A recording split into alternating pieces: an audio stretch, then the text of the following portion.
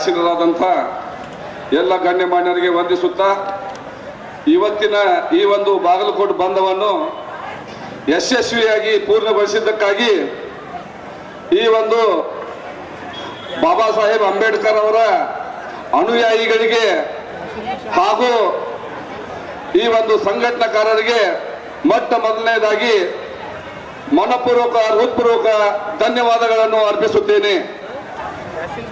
ಮಾನ್ಯರೇ, ಇವತ್ತಿನ ಈ ಬಾಗಲಕೋಟೆ ಬಂದ ಬಹುಶಃ ಬಾಗಲಕೋಟೆ ಜಿಲ್ಲೆಯ ಇತಿಹಾಸದಲ್ಲಿ ಈ ಅಘೋಷಿತ ಬಂದ್ ಹಿಂದೆಂದೂ ಕಂಡಿರಲಿಲ್ಲ.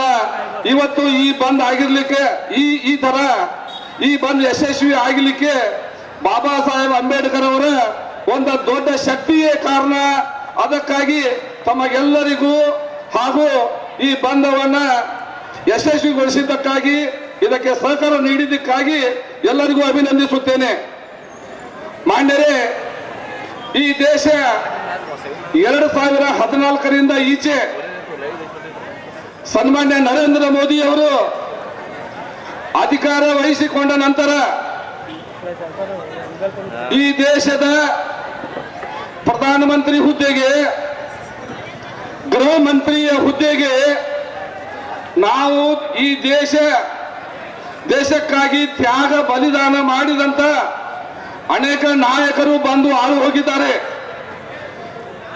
ಅದರಲ್ಲಿ ಪಂಡಿತ್ ಜವಾಹರ್ಲಾಲ್ ನೆಹರು ಅವರು,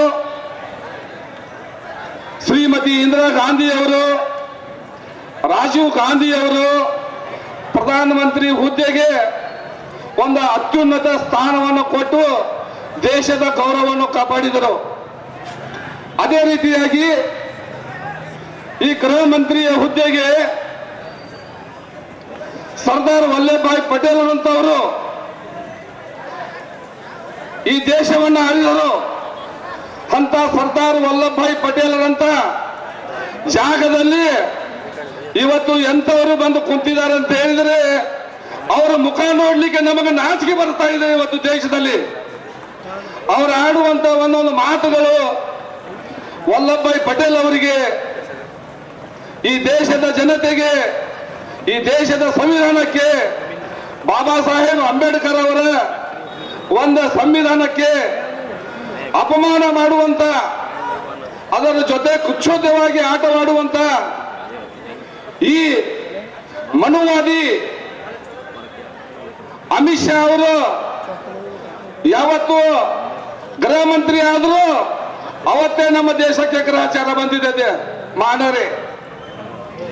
ಅದಕ್ಕಾಗಿ ಇವತ್ತು ನಮ್ಮ ತಿಮ್ಮಾಪುರ ಸಾಹೇಬರು ಹೇಳಿದಾಗೆ ಇವರನ್ನ ಮನೆಗೆ ಕಳಿಸುವ ಈಗ ಸಮಯ ಬಂದಿದೆ.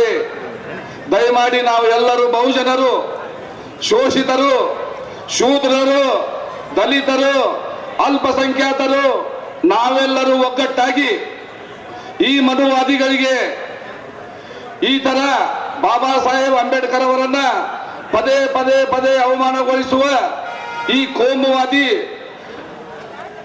ಈ ಕ್ರಿಮಿಕೀಟಗಳಿಗೆ ಇವರಿಗೆ ಬುದ್ಧಿ ಕಲಿಸುವಂತ ಕಾಲ ಬಂದಿದೆ. ನಾವೆಲ್ಲರೂ ಒಗ್ಗಟ್ಟಾಗಬೇಕು.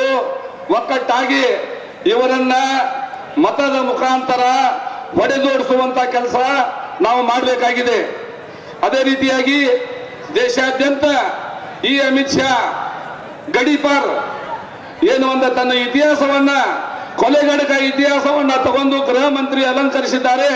ಇವರಿಗೆ ಮನೆಗೆ ಕಳಿಸುವವರೆಗೆ ಈ ಹೋರಾಟ ದೇಶದಲ್ಲಿ ಇದೇ ರೀತಿಯಾಗಿ ಮುಂದುವರಿಯಲಿ ಎಂದು ಆಶಿಸಿ ಈ ಒಂದು ಹೋರಾಟಕ್ಕೆ ಎಲ್ಲರಿಗೂ ಸಹಕಾರ ನೀಡಿದ್ದಕ್ಕಾಗಿ ಎಲ್ಲರಿಗೂ ಧನ್ಯವಾದಗಳನ್ನು ಹೇಳಿ ನನ್ನ ಮಾತುಗಳನ್ನು ಮುಗಿಸುತ್ತೇನೆ. ಜೈ ಹಿಂದ್, ಜೈ ಕರ್ನಾಟಕ, ಜೈ ಭೀಮ್. ಧನ್ಯವಾದಗಳು ರಾಜು ಭಾಗವನ್ ಸರ್ ಅವ್ರಿಗೂ ಕೂಡ. ಅದೇ ರೀತಿ